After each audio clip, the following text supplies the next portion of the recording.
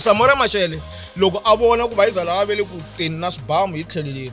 a ta na saka ra mavele ri tele hi mavele a fika a chela mavele hansi vele rin'wana ri hundzuka socha ri khoma veri leswi a winisa swona tinyimpi a ti ri kona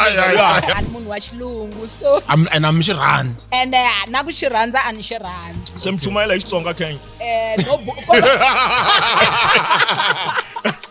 tala ku nyika xikombiso hi president Jacob Zuma ku a nga dyondzangi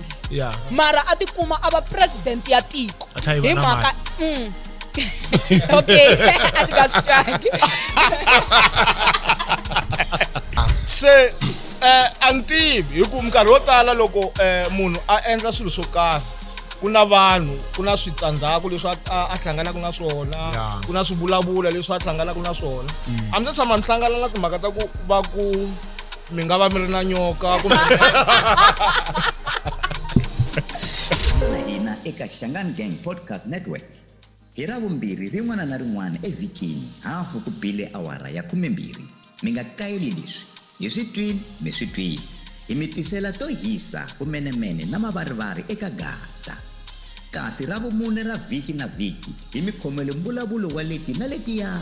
hi ya emahlweni hi dyondzisa hi hlohlotela no hlayisa ndhavuko wa Xitsonga xerhu twanani la sonta rin'wana na rin'wana Ravumbirhi en'hwetini hi ku ya hi vhiki hi ku phamela swakudya swa tindleve evunangeni hi mbulavulo wa tiqambi teru na eximoyeni hi pfuxelela ku kumeri ni mbulavulo seketela rhandza u tlhela u avelana na van'wana ntsena eka Shangani Gang Podcast Network.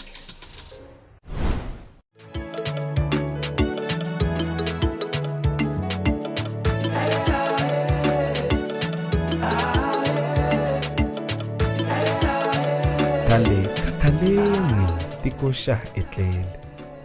xiendlo lexi nga pfumeleriwiki hi ndhavuko xa ha vuriwa xiyila a ku ri ni xitikwanyana xin'wani a xi vitaniwa ka Nkenyingwana loko timbuti loko wena u ri la va ze va ya va timbuti wena wa ha ri business mhaka to ka ti nga lavi wena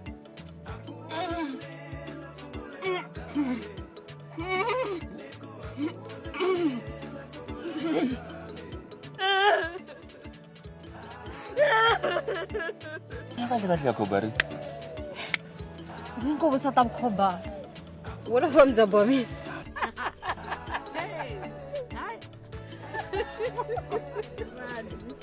Mara ani ni vula ku tindlela to dlaya ximanga ti hambana van'wani vo tshama henhla ka xona van'wani vo xi balansa ne le hansi van'wani vo xi khoma va xi sai manavitani ko le kaya swi deleli swilo swirho na n'wambitsani na n'wina hahani mina swo hundla ngopfu mani mi ni nge ni mi lamulerini loko mi lovuli nge ku vekiwe dyona xifuyo xa n'wambitsani a hi famba mo ndzi yenza ni teka fole swa mafole swi tshiki n'wananga sirha ro tsakama a ri phahliwi swa yila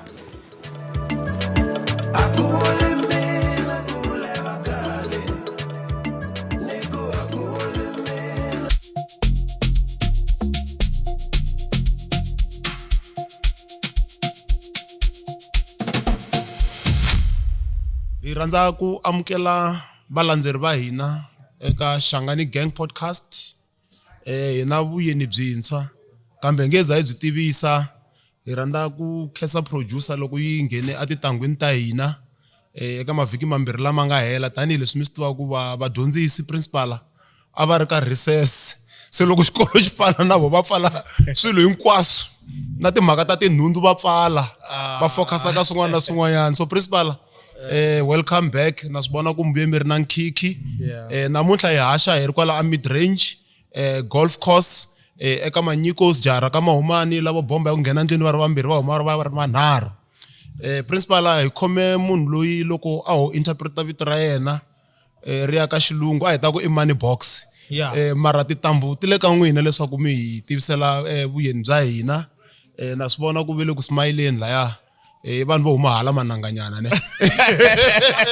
hala byo pie itiva sound ya nghala kahle na khensa swinene marikana ni ku khensa swinene eka vaseketeri va hina lava va nga hi helelangi kumbilu loko hi kumeke hi nga ri kona eka masiku lama ma nga hundza kambe se hi vuyini hi vuya hi matimba ni tsaka ngopfu ni hlangana na vanhu vo tala ngopfu vo ni huwelela kunene loko ni hala ka malamulelo va ku principal mi celebrate se ni swi vona ku ri hi phela hi le ku endleni ka swilo swinene na swin'wana na swin'wana se esikwini ra namuntlha hi phela tanihiloko u vurini leswaku hi na vuyeni bya xiyimo xa le henhla laha hi nga ta va hi karhi hi vulavula hi timhaka to hambanahambana laha hi nga ta va hi twa migingiriko leyi va hi endlaka evuton'wini hi tlhela hi hetisela hi ku twa hi xitori lexi xi nga na matimba lexi nga ku tini kambe hi ta va hi karhi hi vulavula hi swona hinkwaswo hi ku famba ka kahle loko a ri mina ni ri General Brigadier Dlani Khilamunzi Principal Enoch Shenge principal yexe ndzi ri eka n'wina ndzi tsaka ngopfu ku hi tlhela hi kumeka hi ri na n'wina muyeni wa hina ha mi amukela hi ta kombela leswaku mi titivisa leswaku hi n'wina mani ku ri vaseketeri kumbe vahlaleri va hina va kota ku mi tiva namxeweta ku tolovele ku yima kerekeni so a ni swi tivi ku hi fanele ni sungula njhani mara namxeweta vayingiseri mina hi mina Tsundzukani Mabunda ni tiveka hi vito ra Kochokocho spirit box ni dume hi vito ra Kochokocho kusukela na ha ri ntsongo so mina hi profession ni software developer ni developer ti software mobile applications the web applications different kinds of applications ni na 14 years experience ni karhi ni tirha as a software developer so also ni mutsari and then ni producer and then ni director and then ya story and then nleka ni CEO ya Kocholovo as a company leyi nga namiwa after vito ra mina leyi dilanaku na software development na film production also ni mutsari wa ti poem kahle munhu ku swiphato hi ku ni specialize hi swa Xitsonga se ni mutsari wa swiphato and then swin'wana swa swilo leswi ni swi endlaku ni munhu loyi ni nga nyikiwa ti talenta ta ku tala a ni va ni decorator a micatwini and then ni va munhu loyi a draw ti planta ti yindlo and then encini swin'wanyana leswi ni swi siyaku ni munhu wo rhandza ku travela ni munhu wa ku ti fambela Africa yes na yi rhandza swinene and then hi mina yaloyo mi tlhela mi va mfundhisi ni a ni swi tivi ni rivale njhani mi nge nge ematilweni n'wina mi nga ni byela laha hi nge se nghena ngopfu ka vuenti loko mi ku mfundhisi mfundhisi luya wa toto kumbe mfundhisi luya o navela a tirhisaku na va swi vitana yini swi ti-oil letiya mi fanele ku mi swi tiva n'wina na mati kumbe na mabendlele a ni ku na lava mbalisa mabendlele no mafurha lama ma tirhisiwa na hi vo bushiri na swin'wana a ni na bushiri ku mbalisa mabendlele ni vula mafurha lama ku ri swikolo swin'wana anointing oil oro anointing oil ma tirhisa anointing oil hayi kahle moni ku a ni mfundhisi wo hi ku vitaniwa hi ndlela yaleyo ni mfundhisi hi mhaka ya ku va a kerekeni ni nghena kereke ya Higher Grace and then ni muvhangeli leswi vulaku ni famba ni chumayela ngopfungopfu aka vanhu lava va nga ehandle se hiyo mhaka hi va hi karhi hi richa matiko yo fana na va Kenya va Tanzania va Uganda yes matiko lama va Malawi ku va ku ri mission wa kereke ya hina ku va hi karhi hi endla sweswo so a hi tirhi smart a mi tshama mi hlangana na yena mi hisa luya bushiri Malawi a mi tirhi smart a hi tirhi smart hi tirhisa vito ra Yesu ntsena okay hi ku mhaka ku humelela yini mhaka ya anointing oil mina ni munhu loyi mo va ku hi laveni anointing oil No, not like some say. phela vutsele leriwa. Anointing oil. Anointing oil i swilo leswi ni nga tshama ni swi tirhisa. La ndlwini nsati wa mina obvious i munhu la nghena ku kereke na swin'wana na swin'wana. Se siku rin'wana I'm your boy with anointing oil principal. Na ku hlamusela xitori xa anointing oil. A ni nsati wa mina vhele leswi a nga watch no watch na swin'wana na swin'wana. Se u nyiketa anointing oil siku rin'wana. U kuma ku loko ni kuma anointing oil liya na yi tola kun'wana ni tola na kun'wana la. Wata loko ni huma vavasati loko ni vulavurisana ano heta se swona loko swilo swa tirha sala na twa ku loko n'wina ya mi tirhela anointing oil ni na ngoni yi tirherile swinene nayi vanhu vo tirhisa vito ra Yesu ntsena hi tirhisi anointing oil a hi tirhisi Hey man kocho mi tshama mi humesa mademoni mehe hawa a ni se tshama a mi se za mi mbalambala mabandi mo ti tiyisa mo hlongela mademoni a ni se tshama and hi ripfumelo ra mehe i ku loko vanhu va karhi va wa hansi va vumbuluka hi ndlela liya a swo vula ku va deliveriwini munhu wa khongeleriwa a nga zanga a nga tshukunyuka xikwembu xi endla swin'wanyana so loko a vumbuluka munhu ku va ku humeleleni van'wani va khome hi matimba van'wanyana vo ti endlisa swi tele leswi humelelaka ndzeni ka yindlu ya xikwembu yes so mara lexi ni nga xi dyondza hi mhaka ku vo tala a swi vuli ku loko a vumbulukini i ya kuma ntirho kumbe loko i vumbulukini i delivered mara i nga khongela simple and then xikwembu xi ku delivera before hi nghena ngopfu a timhakeni ku vulaka principal mi te munhu wo travela vo Angola, Kenya, Malawi, England na hikwako mi tshama mi bisanyana tinhundzu la ka matiko lama mi nga tshama ka mona kumbe mo famba ni luzeka okay tani let's ni nga vula ku ni mfundhisi kasi mfundhisa hi munhu okay mehe ni nga ku ni pfumerini himpela so swi nga leswi ku na swilo swo tala ni nga ta ku a ni nge swi endli hambi na loko ku ri hi ku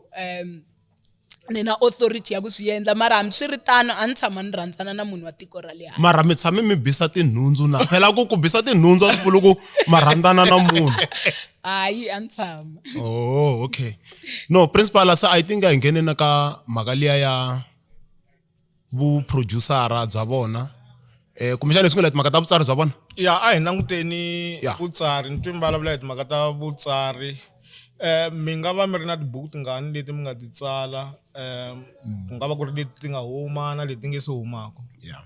okay kahle ni ta vulavula hi story leswi ni nga swi tsala xitori xo sungula lexi ni nga xi tsala hi 2017 a ku ri khangala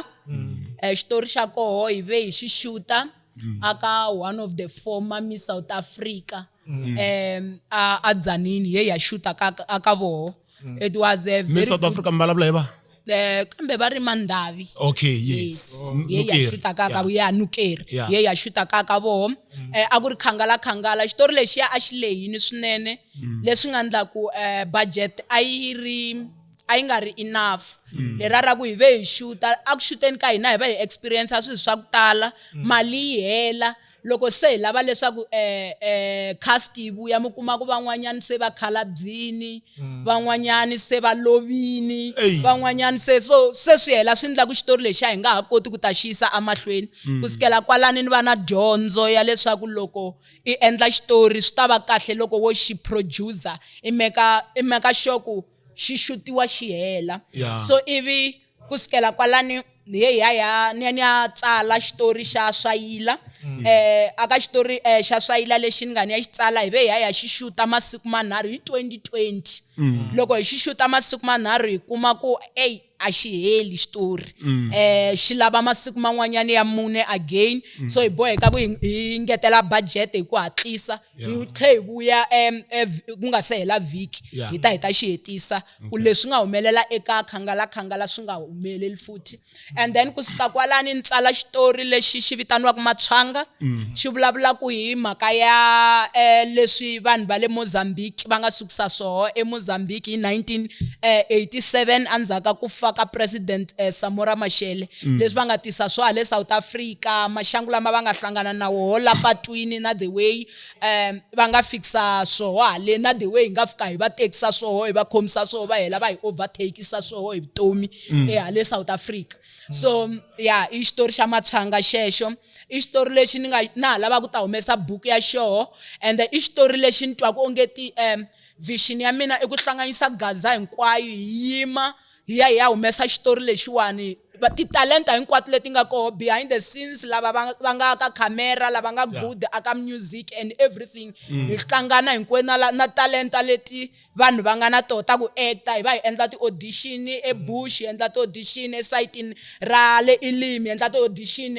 ka Malamulele hi endla ti audition Giyani Dzanini all ndhawu hinkwato leti Machangani ya nga koho na le Joni hi tikuma hi endla ti audition hi kota ku kuma ti best actors leti nga ta ti karhi ti tlanga xitori xexo xa Machanga yes and then kumbexani a hi hayekeni nyana swayila hi focusanyana ka Machanga kuna yini xi nga mi inspire kahle kahle ku mi nyika drama leyiwani vito ra Machanga vito ra Machanga a ri tirhisiwi hi mani na mani ka mbulavulo wa masiku hinkwawo ku va ku ri na kumbexani munhu wa Machanga me le kuteni lero vanhu vo chavisanyana kumbexani vanhu vo banyana something like that i yini xi nga mi kotlembeta xi nga mi hlohlotela ku ri mi ku drama leyiwani i Machanga ku ve yi vulavula hi vanhu lava va sukaka atikweni ra Mozambique va tsemakanya va ta Afrika-Dzonga okay xo sungula lexi nga ni inspire me ni munhu wa ku rhandza ku ya Mozambique a lot ni nga va ni eka 8 ni tlula na vinyi va tiko hi ku tiva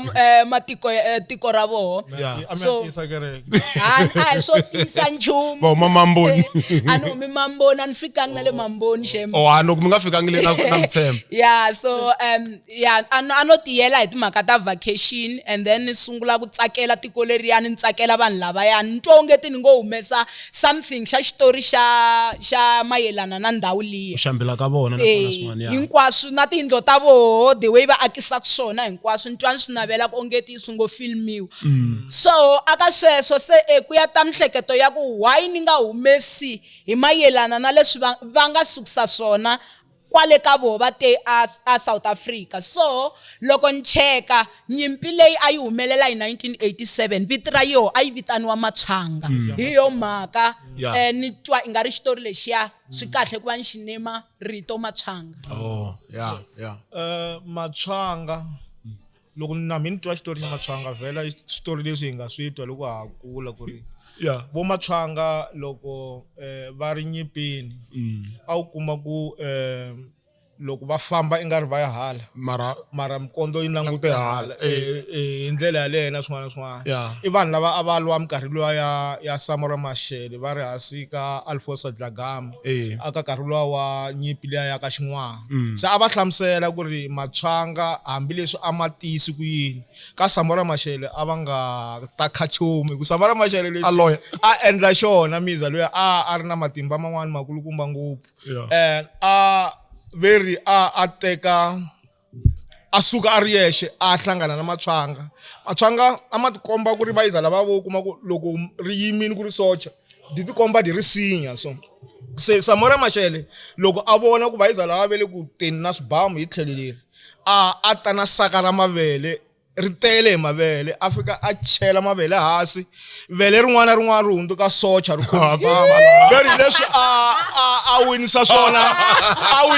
tinyimpi leti a ti ri kona so izaliwa loko u twi ku na vanhu loko u twi ku na vanhu lava va nga tshama va duvula swibamu ivi swi humesa mati a ku ri timhaka ta Samora Machel a ku ngo va munhu ntsena se vito ra n'wina ni vona ingari i vito leri nga na nkoka ngopfu hi loko mo vutisa munhu laha humaka Mozambique mi vulavula hi nyimpi ya Machanga va ta yi tiva nyimpi ya Machanga ku i vanhu lava loko se ku ri na tindlala a va tsemelela vanhu va va oxa va dya vanhu se i vanhu lava xitori lexi a xa vava swinene Yeah. se na ku tshemba ku na xitori xa n'wina xi va kha xi vava hi ndlela yin'wana se mara hi nge se ya emahlweni hi ku sweswi hi ringeta timhaka ta ku ri hi kota ku kuma ku hi n'wina mani Yeah. vayingiseri va kota kumbe vahlaleri va kota ku va mi tiva Yeah. ni twi mi vulavula hi mhaka ya IT ku mi endli IT software whatever sweswi hi nga swi tivi ku hi xilungu a ni xilungu xa hina se ku ri i cini lexi nga mi hlohlotela mi karhi mu huma a xitikwanini xa ka mi ri mu huma ka xitlakati mi kha mi huma ka xitlakati i cini lexi nga mi hlohlotela ku mi za mi hlawula khoso yo fana na IT Okay. Me a ni nyikiwangi hi xilungu. A ni munhu wa xilungu so and I'm xi rhandzi. and na ku xi rhandza a ni xi rhandzi. se mi chumayela hi Xitsonga Kenya No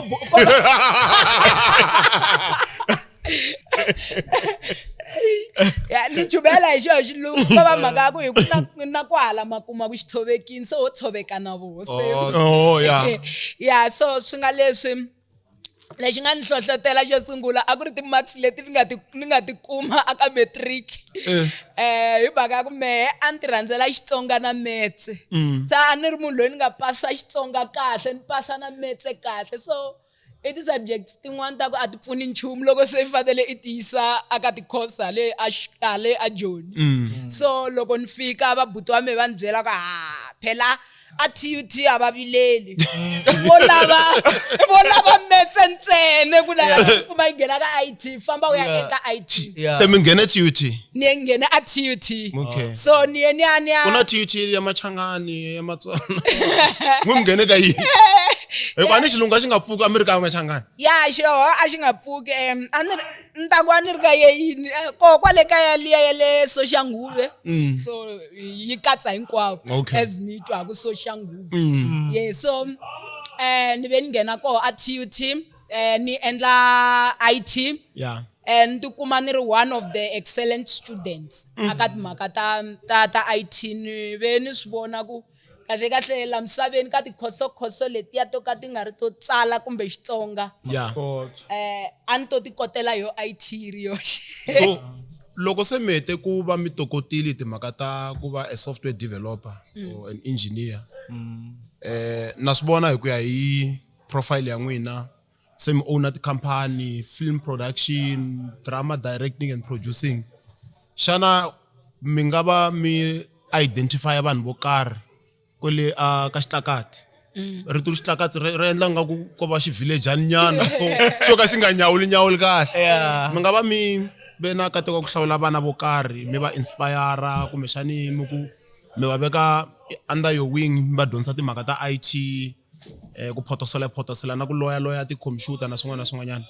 Okay, ni va another thing lexi ni nga xi siya ni motivational speaker lembe rin'wana na rin'wana famba hi swikolo and then ni va dyondzisa hi timhaka ta ti-career ku va nga choose njhani ti-career ta relevant ka minkarhi ya sweswiwani so ni va ni ri na impact yo tani aka ku nga ri IT ntsene aka ti-other careers leti vana va lavaka ku va nga tikuma va nghena eka to so ni va ni ya swikolweni swa ku fana na va Ndhambi swa ku fana na va Priska swikolo swa ku tala swi humesa ta 100% hi mhaka ku va ni vhakachini aka swikolo leswi va Ndhambini ni ta va motivate mi tlhela mi va khongelela ni tlhela ni va khongelela yeah okay interesting mara principal maybe sorry na ku tlhela ka laha ka Matswanga before ya mahlweni ku na nhlangano lowu principal va wu viewa ku it's a political party in waiting yi vitaniwa March and March loko munhu a tirhisa rito Machangana u nga ku va na ku khunguvanyeka nyana hi ku va vulavula hi ku hambana ka Machangana na Matsonga xana xitori lexiwani xa n'wina xa Matswanga loko se mi vona mhaka ya March and March mi titwa njhani hikuva Matswanga yi vulavula hi vanhu lava le a Mozambique va nga tlula ndzilikana va ta Afrika-Dzonga nako va ta swi nga ri nawini va ta swi nga ri nawini van'wani va te swi ri nawini mi vona njhani mhaka leyiwani ya March and March na drama ya n'wina leyi mi nga yi tsala ku impact n'wina mi ri yini mhaka leyiwani kahle kumbexani before mi yi hlamula mi vulavula xichangelo xa vo meme mi sefinyana loko March and March yi hindza okay loko swi fika aka timhaka ta march and march because me ni travel ngopfu ni ya matikweni ya le handle ni vona the way indlala yi bisa kuswo ndhawu liyani na the way yi disa kuswo ku hlupheka halaniwani ni ve ni swi twisisa ku munhu wa normal ange swi koti ku tshama hansi ka xiyimo lexiyani a nga endli nchumu so mi kuma ku ti-opportunity ta ku hi nghena va nghena South Africa legally ti va ti nga ri kona so munhu ku na statement xin'wana xa xilungu xi ri desperation know no boundaries a ni ku hambi xi tiyi xilungu yeah so lerara ku na ku haganeka a swi endla ku munhu a nga swi koti ku ta seta ti-boundaries a nga endla xin'wana na xin'wana ku a tikuma a tikuma a ve na something xa ku dya se loko ni va vona mehe vanhu lava ya ni languta na hina maAfrika-Dzonga ku a ko va na fomo leyi nga yi fila ku hi tikuma hi tswariwe kwala na hina hi lo va na nkateko wo ta wu huma hi le ka Xikwembu ni va twela vusiwana loko va karhi va muka hi ndlela yaleyo although i swilo leswi mi kumaka ku swa pfuna aka hina vaakatiko loko hi ku vanhu lava va taku va nga ri na va ta illegally tsandzeka ku va identifya loko va endla milandzu hambileswi swi va ku swi karhi swi pfuna hi ndlela yaleyo mina mbili ya mehe ya handzuka loko ni swi vonisa sweswo ku na xitori lexi ni nga ku xi tsaleni xi vuriwa Beyond Bait Bridge xi vulavula hi the way vanhu va le Zimbabwe va nga tisa swoho haleni na leswi va march and march yi nga fika yi endlisa swona ku va tikuma va muka va ya ekaya mi nga ku yini ka varhangeri va march and march loko swi ta ka vahlampfa va kusuka eZimbabwe na va le Mozambique Malawi na kun'wana na kun'wana because ni vona nga ku loko mi ku se mi davuka mbilu na ti-emotion ta n'wina se ti rise nyana se nga ku mi ngo khongela the way mi nga swi vulisa swona mina ni nga vula ku for the sake ya ku lunghisa tiko ra hina a va muki mara eku mukeni ka voho ku vulavula ntiyiso mehe na va twela hi ku lava tlhelelaku koho na ku tiva ku a vo tlhelela ndhawini leyi yi nandzikaku at all so ku muka koho ni twa hi nga ri a va muki hi mhaka ya ku swo tala swi va swi karhi swi onheka la kaya se ka vutsari bya n'wina lebyi mi byi endlaku kumbe ka tibuku ta n'wina leti mi nga ti tsala ku na mi tsala hi ririmi rihi nakona hikokwalaho ka yini mi fanele mi tirhisa ririmi rero mi tsalaka ha rona okay ni nga ku ni tirhisa tindzimi leti ni nga ti tirhisa i timbirhi since na me ni tiva tindzimi timbirhi ntsena English ku tlhela ku va na Xitsonga reason ya ku va ni tsala hi Xitsonga ngopfungopfu hi mhaka ku hina tanihi Machangani hi nyajiwe ngopfu and then mi kuma ku a ku nga ri na switori swa ku tala aka TV swa ku representa Matsonga leswi endlaku ku tindzimi letin'wana ti twa i nga ri talenta a yi kona ka Matsonga and loko hi ta vulavula hi swayila hi ta va hi karhi hi vulavula hi swona mara ni la ta mi byela ku vaakti lava va nga acta ka swayila a swi dlaya swi blind and a va trainiwanga ni chavini mehe loko ni vona leswi ku na tisini leti loko va acta a hi huma mihloti kunene hi hlamala ku Machangani ya nga swi kota ku ya humesa titalenta ta mixaka lowu na so hi leswi ni nga xi realize ku loko opportunity yi nga ri kona swa ndleka mi twa i nga ri vanhu a va na talenta kasi va swi kota so that's why ni lave ku hi ya ka space ya Xitsonga hi mhaka ku va ni vone ku ri na ku xota hambi swi ri tano hi mhaka ku va ni ri na vuxaka na vanhu va matiko ya le handle ti-producer ta ku huma ematikweni ya le handle ku fana na le Uganda and then so ni hele ni lava ku va accommodate ka swin'wana swa switori ku fana na Beyond Bait Bridge because swi vulavula hi vanhu va le Zimbabwe i xitori lexi ni nga tirhisa xilungu loko ni tsala xona xitori lexi hi xi vitanaka A Secret Bank xa ku vulavula hi n'wana o ka a nga vulavuli na xona i xitori lexi nga tirhisa Xitsonga na xilungu so swi hlangana principal va ba xilungu xe le maninginingini vo hi bayizisa leswa swin'wanyana mara xana tibuku ta n'wina ti va ti focus ngopfu aka yini ti vulavula hi swa tidyondzo swa kereke tanihi mi ri mfundhisi youth unemployment ti va ti focus ngopfu aka yini kahle mina focus ya me that's why loko mbutsa hi much ntwani ri munhu wa relevant ku hlamula tibuku ta mehe ti focusa ngopfu aka vuxaka bya South Africa na matiko ya le handle le rara ku navela ka mehe ku la ku ta tiva ku vanhu lava va le Angola loko va ri la South Africa va tise ku yini ku humelela yini between matiko ya lama mambirhi that's why mi kuma ku ri na Beyond Bait Bridge and then ku va ku ri na Machanga so ivi ku va na swayila yi vulavula hi vutomi bya Machangani before 1965 so kahle swi ngopfu aka culture le rara ku lava ku ta tiva ngopfu hi history ya tiko ra hina ti tribe to karhi so loko mbalavula hi vutomi bya Matsonga so principal before lembe ro karhi I think mi te 1965 and mi tikomba mi ri na passion eka timhaka ta ku Vatsonga va huma ku hina swin'wana na swin'wana xana tanihi ri Vatsonga hi nga va hi ri na yona hosinkulu like hosi ya ku fana na le KwaZulu Natal va nga na hosi ya Mazulu xana hi ku ya hi research leyi mi nga yi endla kumbe vutivi lebyi mi nga na byona xana hi nga va hi ri na yona hosinkulu ya Matsonga ke a ni swi tivi okay a ni la ku mi vutisela hi mhaka ku hi ve na ti-guest timbirhi tinharhu hi nga njhekanjhekisana ku xana hosinkulu i mani principal xin'wani lexi hi nga ringetaku ku va hi languta xona i vuxaka eka tibuku leti mi tsalaka na leswi swi humelelaku lomu swikolweni ku ri ku na tin'wani ta n'wina tibuku leti ti nga tshika ti va ka ndzawulelo leti va nga ti teka va vona ti kha ti fanerini ku ri ku nga dyondziwa hi tona lomu swikolweni tanihi leswi ni nga hlamusela ku kahle buku leyi nga ta va yi huma yo sungula ku ta va ku ri ya Machanga ndzi twa i nga ri tibuku ta mehe buku ya mina kumbe xani switori leswi ni swi tsalaka ne swa fita ku dyondzisa exikolweni hi mhaka ya ku swi talele ngopfu hi swivuriso loko mi ta yingisela swayila mi ta swi twa ku layani ku tale ti-idioms ku tale ngopfu swivuriso ku tale ngopfu swivulavulelo ku tale loko mo twa ririmi that's why loko hi yima aka channel hi vula leswaku hi vanhu vo dyondzisa pure Xitsonga xo basa hi mhaka ya ku layani hi lava leswaku ririmi leri nga va lahlekeli vana va masiku lamawani va karhi va tiva swivulavulelo swivuriso leswi swi a swi tirhisiwa enkarhini wa khale xana i cini lexi mi nga hlamuselaka vana lava nga tshama ka amatikoxikaya lava va twaku va ri na ku navela ku fana na n'wina va nga va ri na ku navela hi ku ya hi ku humelela laha mi nga fika kona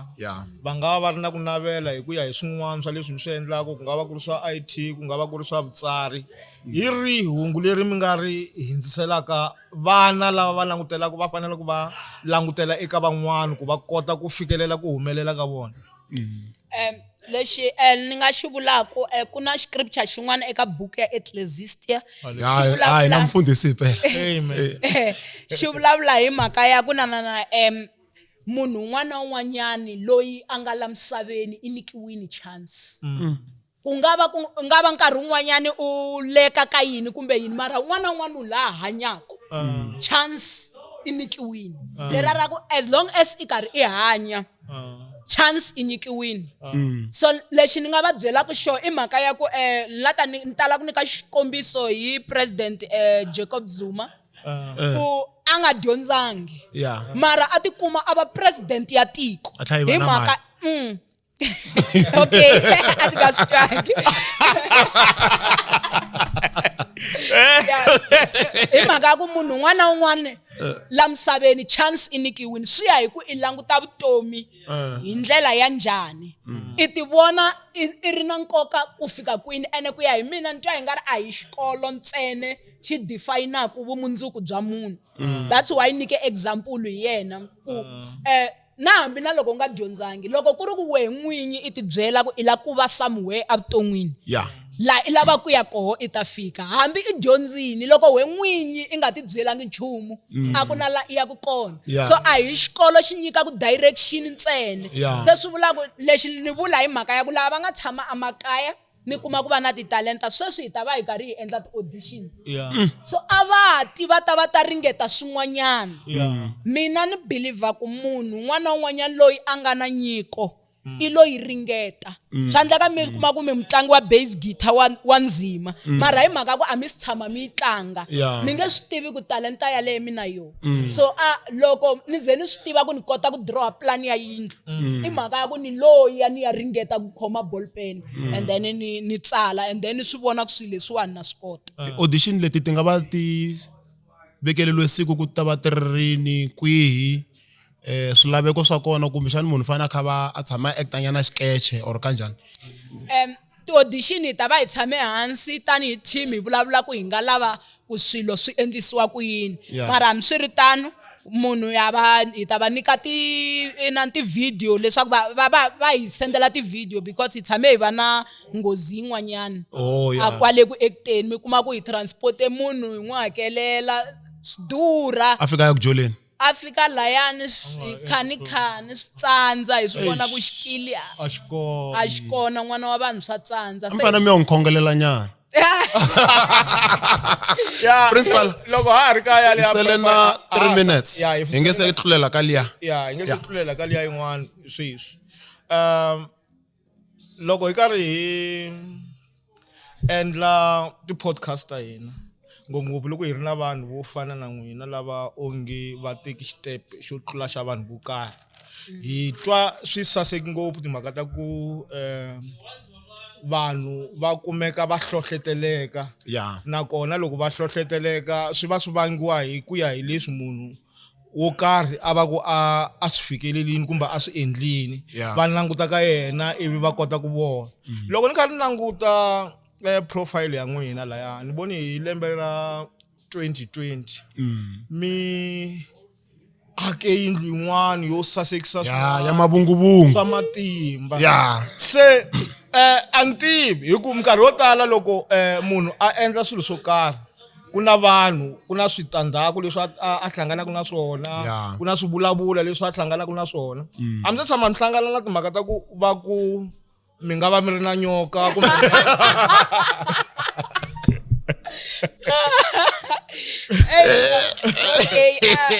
mehe a ni fumangi swa level ya nyoka mara mfumile mali yi kona ya ku ni nga kota ku tiyela Europe ya kaya ntsena mara leswiya swa ti-level ta tinyoka a ni se fika laya so hi lava ku ya ka the main thing sweswiwani mara in 2 minutes a ni lava ku hi vulavula hi kantsongonyana hi YouTube channel ya n'wina yini xi nga endla ku mi yi sungula yi ta va kha yi focusa ka yini i yini vito ra yona and then hi ta nyiketa principal se hi ya ka the main issue okay YouTube channel ya mina i Kotsholovo TV lexi nga endla ku ni yi sungula i mhaka ya leswaku ni va ni karhi ni lava ku switori swa Xitsonga because loko hi endla switori swo fana va swayila a hi tirhise xipeki xa ka va Mzansi Magic hi twisisa ku hi lava ku ta va hi karhi hi submita content ya hina leswi so hi mhaka ku a va ha teki content aka nkarhi wa sweswiwani sa hi languta tindlela tin'wanyani leti hi nga ta endla ku hi fikelela Matsonga Machangani va tikuma va kuma switori swa hina so hi yo mhaka ni pfule that YouTube channel leswaku n'wana na un'wanyana a kota ku a kuma story a tirhisa phone ya yena hambi na loko ku nga ri na TV khensa swinene tihlamulo leti mi nga ku hi nyikeni ka tona kumbe leti mi nga ku nyikeni ka vahlaleri sweswi a ni ta ku hi languta swinene eka mhaka ya xitori xa n'wina xa swayila xana mi nga hi hlamusela yini hi xitori lexi hi nge se ya mahlweni hi nge se vutisa swo tala ku mi kota ku mi veka vahlaleri erivaleni va kota ku twisisa ku vulavula hi swayila mi vulavula hi yini ku yila ku tekana ka n'wana ni na n'wana malume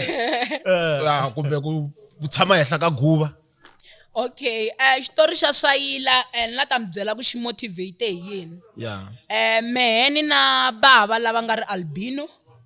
okay yes mutswari wa mehe i ri albino and then loko va ha kula nkarhi luwa wa khale mi kuma ku va yekuriwa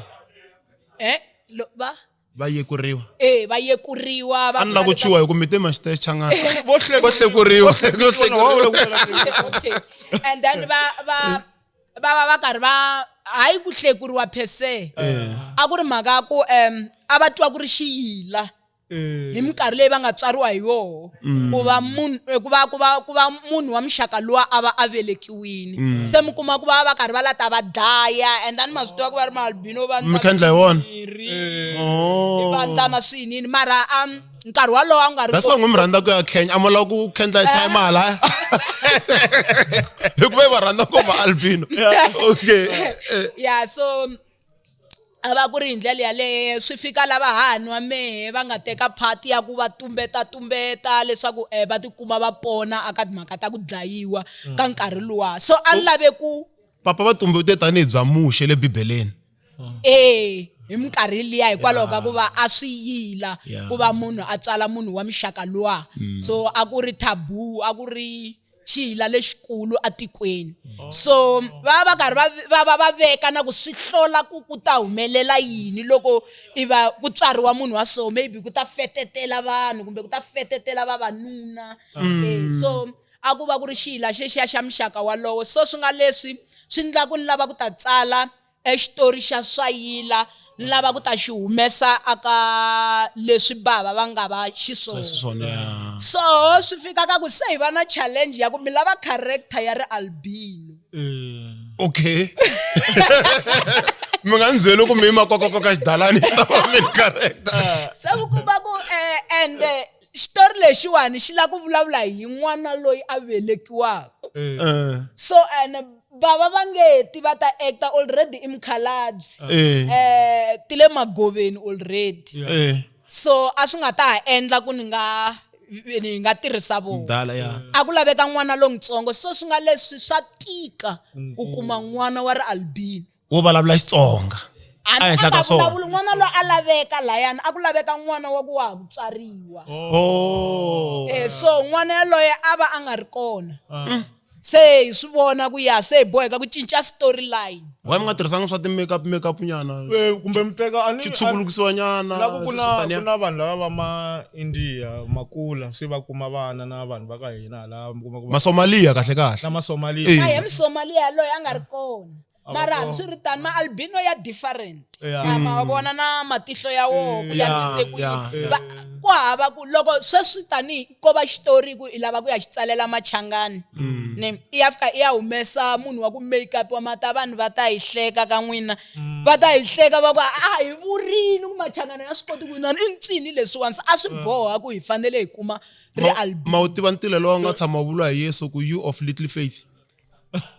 na wu tiva a hi mhaka ya ripfumelo ka nkarhi wa sweswi a hi mhaka ya ripfumelo i mhaka ya ku ri albino a ri laveka ku na swilo leswi loko hi karhi hi acta ku na leswi hi nga tirhisaka green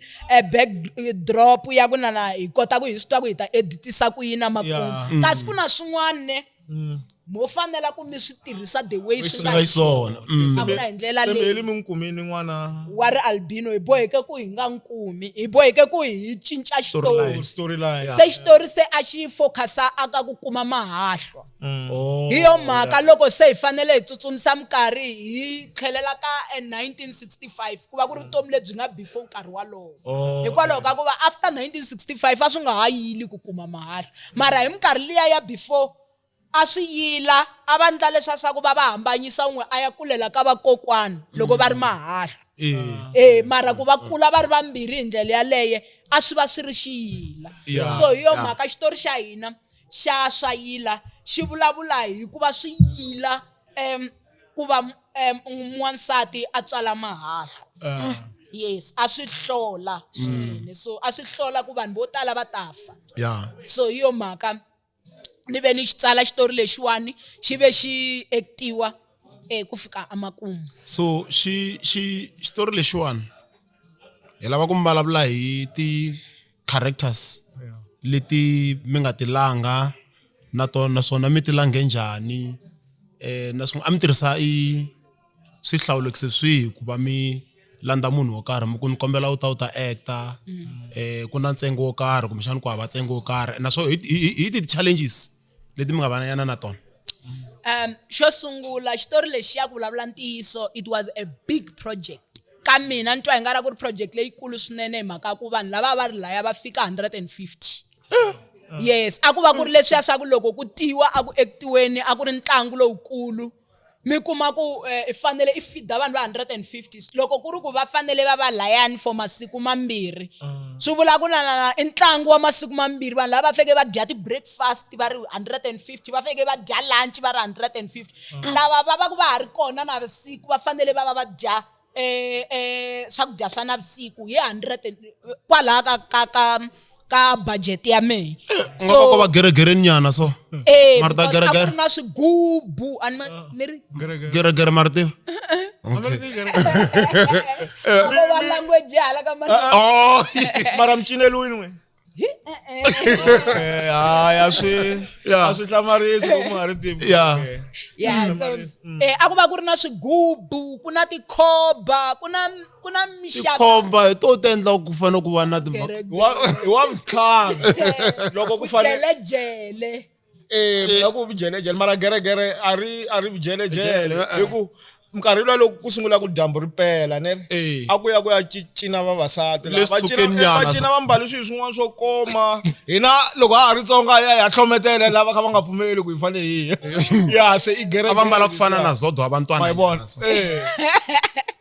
Okay, yeah. Yeah, se kumbe mi ngo yisa mahlweni ka xivutiso lexiya ni nga tivi loko ku ri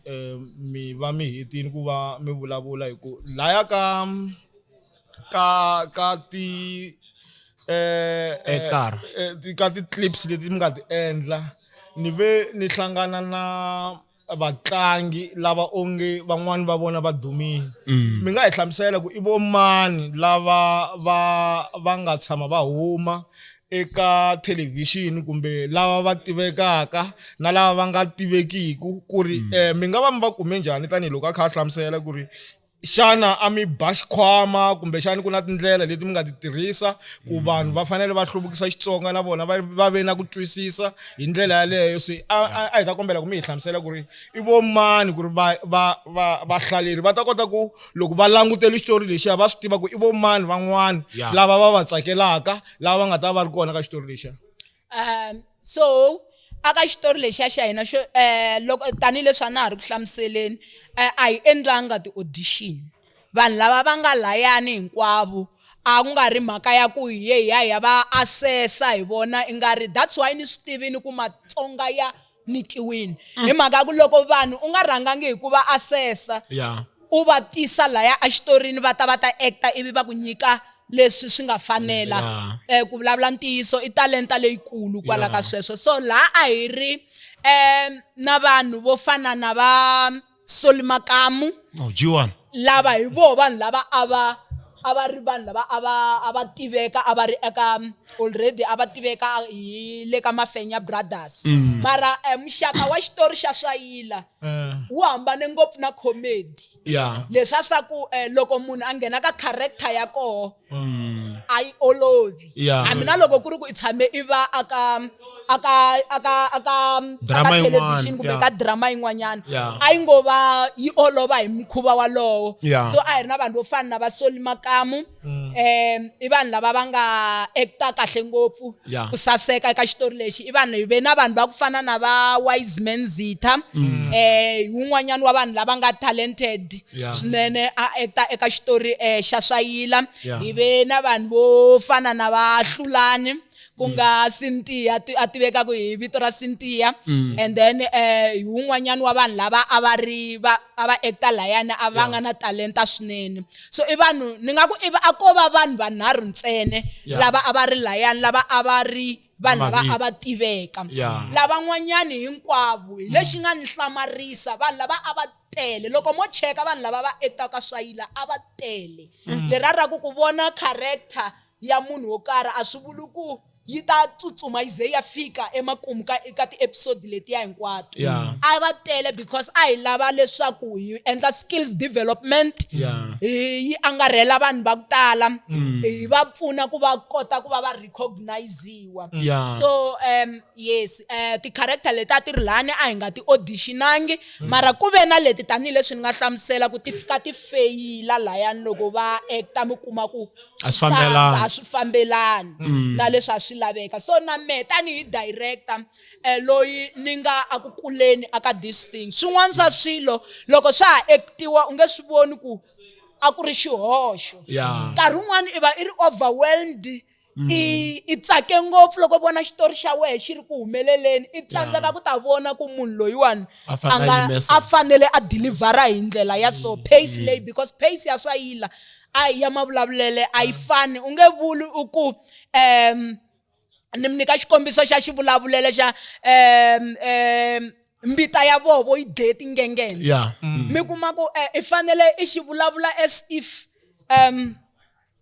swi nga ku tikeli ku vulavula swilo sweswo as if i vulavulelo ra wena ra masiku hinkwawo mi kuma ku hi nkarhi walowo na we n'winyi swilo leswiya a wu vangi i swi tolovela ene mi kuma ku pace leyi hi lava ku i yi tirhisa a hi lavi i tsutsuma hi lava i vulavula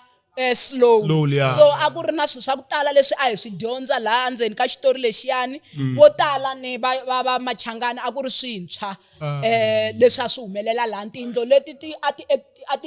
a ti tirhisiwa ti akiwe hi vuntshwa like hi suke hi ya aka tiyindlo leti loko ku hela xitori hi nga timbindzimuxi ku na zaka ndhawu leyiwani so principal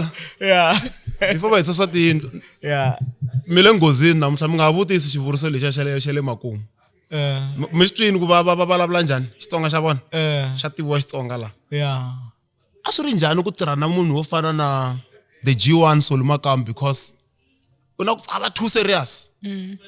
a tlhela va ka mudi leya yena liya vanhu vo tala va tivaka yona kumbexani ku nga ri Solly ntsena a swi ri njhani ku tirha na the big three vanhu lava nga duma mi kuma ku n'wina ka nkarhi wa koho ka vona a mi dumangi a swi ri njhani ku tirha na vona cooperation ya vona na swin'wana na swin'wanyana hi ku hi nga ta swi vona ku vanhu van'wani va swi kota ku titsongahata like loko munhu wo fana na Solly Makambu a pfumelela mehe and a nga tshama twa va ku ni tsale xitori hele vo fika va ku hawa xisesani xa koho lexi fambisaka xitori lexi hi lexu ivi ku va mehe ni n'wi byela ku cut a wu endlangi swona leswi a karhi a ri more professional aka this industry ku tlula mehe mi kuma ku mehe a no va na experience ngopfu mara ni ku leswi a wu endlisangi swona ivi a pfumela vanhu van'wani va humble he was very humble it was tough na mani chuha ku ni ya swi kotisa ku yini ku ya director munhu wo fana ma cancer mara the way a nga open hi xiswoho a swi endla ku hi kota ku tirhisana kahle and then hi kota ku kuma leswi a swi laveka wise man futhi a swi ri worse because ava a tiva na ku na camera leyi ni nga langutana na yoho yini mi kuma ku nkarhi walowo ne hina experience ya hina yi limited nyana mi move na camera not really yi jika kha yi landzelela munhu not really swayila ku vulavula ntiso a yi ri one of the professional projects but mi kuma ku nkarhi walowo mi kuma ku hi le ku tirhiseni ka method luwa wa 180 degrees leswi ku va ku yime tikhamera tinharhu ku va ku ri na leyi langutaka un'wana hala leyi langutaka un'wana hala na leti nga langutana na vatlangi se mi kuma ku nkarhi walowo hi va hi ri na ti-challenges tetiya ta ku loko a karhi a acta a la ta tiva ku i camera yini ni nga focusa ka yona ka nkarhi wa sweswi mi kuma ku na hina hi confused hi va direct because truly speaking I've never been anywhere like shutiwaka movie a ni rhangangi ni va endhawini yaleyo ni va na experience ya ku swilo swa so swi endliwa njhani so experience ya ku tala ni yi gaine hi xitori xa swayila and I'm very grateful ku va ni vone outcome yo fana na liya tanihileswi xitori xa n'wina xi vulavulaka hi le malembeni ya le ndzhaku ka 1964 ni ri na ku tshemba ku ri swin'wana swa swimunhuhatwa kumbexana swi nga va swi ri na mandzin'wana yo hambanahambana mhaka ya swivuriso na swivulavulelo na swigafaniso hi ku hambanahambana ka swona hi swi twini mi kha mi hlamusela na swin'wana na swin'wana a ku nga ri na laha mi kumaka ku na swimunhuhatwa leswi mi kumaka kumbe swi ta hi le Maputo mavulavulelo ma swona hi mayelana na mandzin'wana a ni ri ma swi vona loko sweswi ni ku a dlambu loko li huma ni ta dla ncovela hi karapawu sweswo swa ku tani a swoswi ma swi vona mi kuma ku ri mavulavulelo ya mina i mavulavulelo lama ma kombisaka rindzin'wana rin'wana ku na laha mi nga kombisa ku ri vanhu lava va nga kona laha a hi vanhu lava va sukaka endhawini yin'we. No, a swi vangi tani mara aka xitori xa Matshanga i swilo leswi nga ta va ku ri swoho leswi swi nga ta dominate sweswo so iyo mhaka ku ta va ku ri project yo tika swinene hikuva vanhu va nge tirhisi ririmi leri va nga tolovela na intonation leyi va nga tolovela ku tirhisa yona so swi ta va swi hambanini na leswi a ku ri hi xiswoho aka swayila hambi swi ri tano laha a hi dilana na vanhu lava nga kula tindhawini to hambanahambana mi kuma ku munhu u huma ka Malamulele a nga swi tivi ku vula ku bava pheke ngopfu ma a ku mbava pheke ngopfu va hi karhi hina a hi swi koti ku vula ku hlampfi rihlampfi xinkwa hi khodelela hi swi vona ku yi nge fambi production mara aka ti story leswi nga ta landzela ni ta navela ku vanhu va va va dyondze ku tlula mpimo va ti dyondzisa ku nghena aka tindzimi teto hi loyi munhu wa le Maputo mi nga zi ma haya kule mi swi twina kha ku vulavuriwa mi nga ta principal ana jikajiki na yona munhu a nga safe ana jikajiki na yona a yi safe mizalo u la ta hi tsutsumisisa hi March and March phela va yizala loko va hlangana na mina mina na badi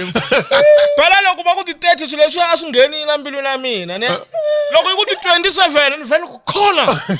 loko se ku fika ti 30 la a no languta kunene a ni hana kwana TV hala ka yini a no languta kunene ni languta ka phone ni languta vo phakela va dai ku ri vona ku hala ka Malamulele ko volo why mi nga tolangi fish oil le ya n'wina so hi mhaka ku this drama you should hi 2020 it's been quite some time eko sweswani nga ta huma ambangi na challenge liya ya ku munhu ofana na Vosoli Wise Man Cynthia na van'wana se va sungula ku goloza nyana ku ra deliwa nyana nkarhi nyana wa hina why munhu loyiwani a fika hi wumbulukisa laya ivi drama ya kona hetele nga humi na swin'wana ya vanhu vambini swinene hi mhaka ya sweswo and a swi nga ri mavokweni ya mina because tanihi leswi ni nga vula ku target ta hina a ku ri va Mzansi Magic and then mi kuma ku a ta ha teki content so a ha lavana na tindlela so sweswi ni vona Gaza yi kula vanhu va sungula ku va na ti-channel ta ku fana na ya leyiwani so ni swi vona ku na hina hi nga swi kota ku hi humelerisa xitori lexiyani hi nga ha khomi content leya although aka nkarhi wa sweswi mi kuma ku a na ha langutangi ngopfu profit ya xona ni langute ku vanhu va tirhe ngopfu aka xitori lexiya ende va swi lava ku ta ku titalenta ta vona ti va recognized out there okay very interesting so van'wanyana lava mi nga lava ku valandzeri va Shangani Gang va tiva lava nga tivekiku ku fana na Makhensa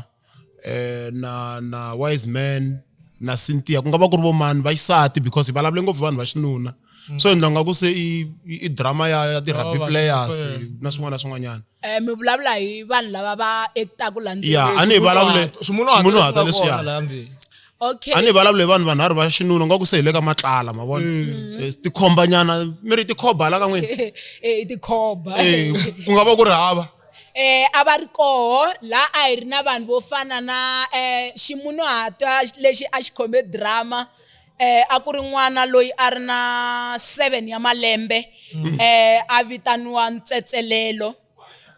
xin'wana lexiyani xi nghene xikolo private school leri ra ku a nga kulangi hi Xitsonga mara leswi a nga swi endla aka swayila swi nchavisini n'wana yaloye i talented swinene and then kahle i nyike hinkwaswo leswi a fanele a swi nyika hinkwaswo leswi a nga faila ku swi endla i faile hi director mara yena a swi endlini hinkwaswo leswi a fanele ku ta swi endla and then hi va na vanhu va ku fana na va Dr. Sylvia Makondo a va actor character that's why metiwa Green Farm okay yeah a va actor character ya Nwambitsani. Okay. So now hoyo in Chapsini N'wamhani luya ya a ri munhu loyi a nga actor swinene a nga humesa character ya yena leyi a nikiwe yo kahle hi va na vanhu vo fana na va Conscious Makamu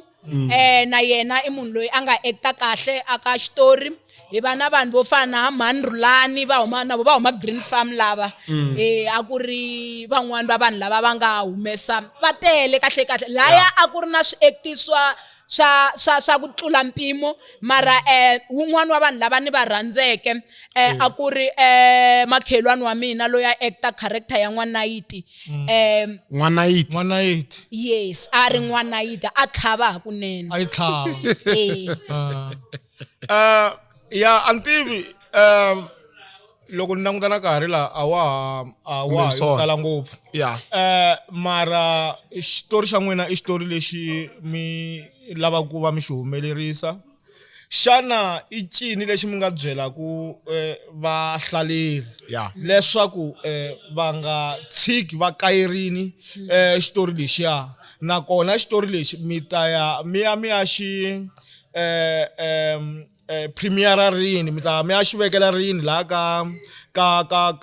channel ya n'wina ku vanhu va tshama va ti yimiselini va tshama va kha va swi tiva leswaku I rini va nga ta va yimeri xitori lexi hi ku swi tikomba ku ri xitori lexi tsakisaka swinene gaza hinkwayo na ku tshemba ku siku leriya yi ta ya yimelela kwalaya yi lava ku vona ku na mina sweswi ni fanele na yimelela na ku vona Solly Makamu hambileswi ni nga koko wa yena ni kuli ni kha ni n'wi langutisisa swinene I munhu loyi a ni n'wi rhandza swinene kumbe munhu loyi ni n'wi rhandzaka swinene loko a karhi a actor wa ni tsakisa swinene ku ri mini munhu wa ti problem kahle na loko ni na ti problem no pfulela ni pfulela swo Solly Makamu vanhu lava nga hi ponisa kumbe hi va nga ri kona no va kona sweswi mi nga hlamusela ku mi ta xi vekela rini le ka channel ya n'wina xitori lexiya xa hina xi ta va xi ri koho aka channel kusukela hi ti 21 ta yona n'hweti ya leyiwani kahle ku lo sala masiku matsongo leswaku xi va xi ri kona and then xi ta va xi karhi xi tlanga hi ti episode leri ra ku mi va mi karhi mi rindzela ku va mi vona episode yo sungula hi ti 21 and then mi ta rindzela ya vumbirhi nakambe hi siku leri hi nga ta va hi karhi hi mi tivisa kona ka Kotsholovo TV so lexi ni xi kombelaku eka vahlaleri kumbe vavoni va xitori xa Swayila kumbe ti supporters ta Swayila I ku a hiyeni ya subscriber a swi teki mali a hiyeni ya nghena laha aka channel liya ya hina hi fika hi click subscribe loko yo ka hi nga fiki 1000 yes hi ta mi humesela xona tani leswi hi nga mi byela ku hi ta va hi lava ku xi humesa kambe xitandlaku na vanhu lava va loko vanhu va nga fiki 1000 swi ndla ku hi nga koti ku fikelela leswi hina hi navelaka ta swi endla na YouTube hi yoxe and mi kuma ku vanhu lava va actaku va nga ha naveli ku nkarhi wun'wani va nga actor futhi so a yeneni ya subscriber leswaku hi ta kota ku loko ku huma ti auditions hi kota ku kuma switiviso swa kona kwalaya loko ku endleka swilo swin'wana na swin'wanyana hi kota ku va hi karhi hi swi tiva a yeneni ya subscribe so ya ku pfaleni sele na timinutes ta 6 I yini lexi mi vonaku ku a hi mi vutsangi xona lexi mi lava ku xi fikelela eka valandzeri va Shangani Gang na valandzeri va n'wina ni varhandzi va n'wina ni lava va nga ta mi rhandza after loko se va vone episode ya ku sungula lexi mi nga mi twa ku xi tlurile mi lava ku xi fikelela vanhu kahle am tlanga nchumu mara lexi ni nga ta xi vula I mhaka ya ku a hiyeni ya vona xitori xa Swayila ku hi ta ringeta na ku hluta Xitsonga xa hina hikwalaho ka ku va a ko va xitori ntsena I xitori lexi xi nga na dyondzo xa dyondzisa swinene ene i xitori xo hungasa ka tlhavatlhavaniwa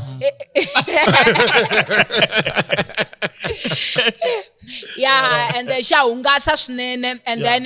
ni twa i nga ri endzhaku ka xitori lexiwani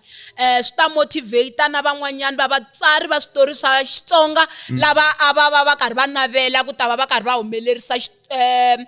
switori lava va lava ku ta humelerisa switori swa vona ku va nga tikuma va swi kota loko mehe ni nga munhu wa ku huma ka xitakati ni nga zangiki ni connecteka ngopfu aka film industry ni kote ku va ni humesa xitori lexiwani so na lavan'wana lava va nga vatsari va ta va ri motivated ku na voho va nga swi kota ku humesa. So principal va ta mi tlhava hi xivuriso ku nga ri khale mara ni vona swi fanerile because ni le ka Facebook page ya n'wina ku na mfananyana n'wana wo leha mara nga leha nga ku tlula mina mi munhu wo leha ngopfu la South Africa mi te the only happiness that is found in Kenya mi la ku vula ku n'wina mi sola mi n'wi bisangi tipala mi la ku fa mi la ku fa hi mfaka 9 feet mi nga bisangi tipala at all i xihundla xa pfumeleriwa loko ri xihundla na swona ma pfumeleriwa ku mi nga swi vuli mara xihundla vhela vanhu va na swona ku ri vanhu va zalwana swihundla ha swi khoma na hina swin'wana swihundla leswi loko vo ka va nga hlamuli tanihi mfundhisi va ta va ri na xidoho letilweni xana a mi bisangi tipala a Kenya ke kumbe xana mi la ku lova mi nga bisangi tipala tani leswi ni nga vula loko mo la ku cheka status ka Facebook mo twa i nga ri swi yelana vutomi bya veka vanhu nga tikuma mi lahlekile a ni tshama ni va n'wingi wa le Kenya ku va n'wingi ni vula swoho a ni se tshama ni va ka level ya ku ni tikuma ni nga va n'wingi wala na muhlampfa tipala ta n'wi ti bola lokaleni a timhaka ta okay a timhaka ta Kenya ntsena hambi ku ri vo Uganda i timhaka ta na le England i timhaka ta vahlampfa ya se kumbe ni nge se mbutisa xivuriso lexi mitekweni hi safe no i mhaka ya kahle a hi tweni very mbaha wo tsaka loko wu ri kona kwala hokweni loko wu huma a wu swi tivi ku wu endla yini ehandle mbaha tsaka loko wu ri ehokweni loko wo za wu huma a wu swi tivi ku wu endla yini ehandle hali mbaha ma yi tiva hayi yimele hlamulo swi vula ku leha n'wanuna wo tsaka loko ri na yena loko a humela handle swi vice versa n'wansati loko o za a huma ne n'wansati loko o za a huma ku fana na n'wina loko mo huma mi ya Kenya swo tivana na n'wina swin'wana ku humelela yini se hi na tibuku la leyi i buku leyi nga tsaliwa hi general principal i muhloti wa tinyarhi ma xi vona i xivuriso swivuriso i swilo leswi hi swi rhandzaka swinene ngopfu kambe leyi i tsaliwa hungu ku va na leyi ya N'wamalini leyi ya vutlhokovetseri ivi ku va na leyi ya lockdown leyi nga tsaliwa hi nkarhi wa lockdown tipoem ta 21 hi nkarhi wa hard lockdown ya 21 days a hi nga pfumeleli ku huma na yo yi tsaliwe hi ngwenya leyi nga ku vulavuleni u famba na mani u famba na mani yi tsariwe hi Nombelani ivi ku va na leyi the struggle of a black child leyi ni yi tsali na vana va mina lava ni va dyondzisaka tanihi principal ni maswitwa ku ni principal ivi ku va na landza nuna landza nuna munhu landza a Kenya kumbe munhu landza kwihi kambe lexi i xitori lexi tsakisaka swinene ngopfu mativa i wasati loyi a nga suka hala makaya a famba hi public u tiva ku nuna wa yena u le Alexander loko a fika laha ya Alexander endzhaku ka loko a n'wanuna a khori nkarhi wo leha a khomi na xipapilana lexi a xi tsariwini leswaku 13th Avenue laha a ku tshama nuna wa yena loko a fika layani u fike a fika a hlangana na van'wana lava va ku tiva laya vo huma hala Bush ivi va fika va ya nkomba laya loko va fika va nkomba laya a ku tshama nuna wa yena ivi va makhelwani va hlamusela ku ri nuna wa wena hi lava maxaka ya yena u lovile ivi a vhela a wa na yena a lova hi xihluku ivi a landza nuna se ma ti vona tibuku ta kahle ngopfu leswi tibuku leti hinkwato hi mi nyika tona se hambiswiritano eka vahlaleri va hina va Shangani Gang Podcast Network hi tsaka ngopfu ku va na n'wina hi ri na ku tshemba leswaku hi ta tlhela hi va na n'wina nakambe ha khensa swinene ku va mi teka nkarhi mi yingisela mi dyondza mi tiva swo tala hi ri na ku tshemba leswaku mi ta ya mi ya hi ti 21 mi ya hlalela film liya i film yo tsakisa swinene film ya Swahila leyi hi nga na ku tshemba leswaku rixaka hinkwenu ra Vatsonga a hi sunguleni ku va hi seketelana hi endla swilo swinene leswi nga ta kota ku swi teka rixaka ra hina swi rihisa emahlweni hayi a khensa swinene va nga rivali ku ya va subscriber eka Shangani Podcast va byela na vamakhelwani va byela na tiko hi ku vele ku kayeleni va nga rivali ku ya va subscriber aka Kolotolovo TV va ta kota ku vona Swahila hi khensa swinene mi nga hi pfalela hi xikhongelo hi ri kochokocho na kombela ku mkhongelela okay hayi khongela wena nga xikombela khongela lexi lexi na xi lava na mina a mi ta tsaka ku tirhisa oil hayi ni nga yi tshiki Jehova mseketeri mwaloko etsima hi ta emahlweni ka wena tani hi rixaka ra Matsonga Jehova xikwembu xa ku vonakala ha khongela we hosi u vurile eka rito ra wena Jehova xikwembu leswaku leswa kahle xana swi nga huma eka xitikwanyana lexintsongo kambe Jehova xikwembu xa ku vonakala hi khongelela Matsonga hinkwawo lava va nga ku voneni eka channel leyi namuntlha leswaku we hosi n'winyi wa matimba hinkwawo u va pfuna u va endla hi tintswalo u va endla leswaku va subscribe u tlhela u va pfuna leswaku we hosi xikwembu hinkwako ku navela ka timbilu ta voho ku humelela lava vabyaka ya va khongelela leswaku va hola lava lavaka vana Jehova va katekise lava Jehova va lavaka mintirho Jehova n'wini wa matimba hinkwawo na vona va katekise lava lavaka ku tiva ku antswa na vona va khongelela Jehova xikwembu leswaku u va katekisa Jehova fikelela mani na mani loyi a nga na xidingo Jehova n'wini wa matimba hinkwawo hi vito ra matimba ra Yesu Kriste wa Nazareta amen next time mi ntelana va tirhisi dai